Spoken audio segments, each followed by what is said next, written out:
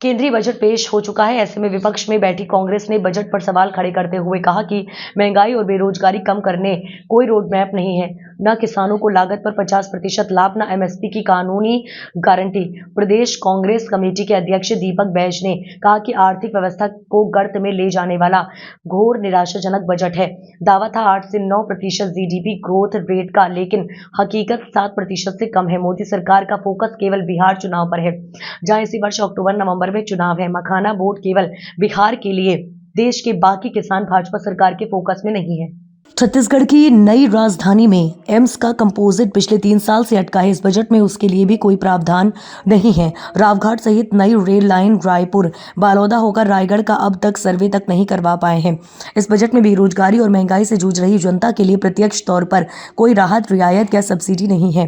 केंद्रीय विभाग, नवरत्न कंपनियों और सरकारी उपक्रमों में लाखों की संख्या में पद रिक्त हैं, लेकिन उन्हें भरने के लिए कोई कार्य योजना इस बजट में नहीं दिख रही है। प्रदेश अध्यक्ष दीपक बैज ने कहा है कि देश के किसानों की केवल 2 प्रमुख मांग है। स्वामीनाथन आयोग की सिफारिश के अनुसार लागत पर 50% लाभ के आधार पर एसपी तय हो और देश के प्रत्येक किसान को एसपी की कानून गारंटी मिले।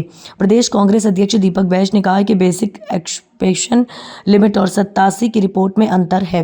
प्रदेश कांग्रेस अध्यक्ष दीपक बैज ने कहा कि एमएसएमई के नाम पर एक बार फिर से झूठ बोला गया है। हकीकत यह है कि केंद्र सरकार के आंकड़ों में है, अधिकांश एमएसएमई 2 साल के भीतर ही बंद हो जा रहे हैं, आजाद घाट रहे हैं।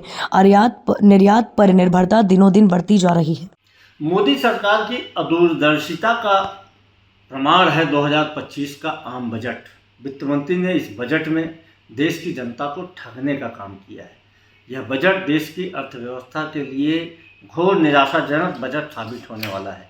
इस बजट में किसानों के लिए उनकी उपज की समर्थन मूल्य की गारंटी के लिए कोई प्रावधान नहीं है।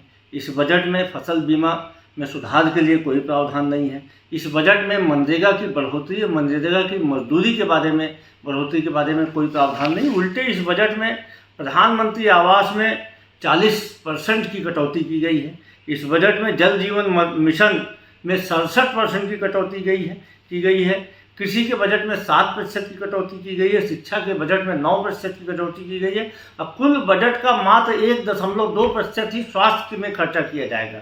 मतलब आम आदमी के स्वास्थ्य के बारे में इस बजट में कोई भी ख्याल नहीं रखा गया है। शहरी विकास के बारे में इस बजट में पिछले बजट की अपेक्षा 28% की कटौती की गई है। साथ ही ग्रामीण विकास के बारे में लगभग उतनी ही 22% की कटौती की गई है।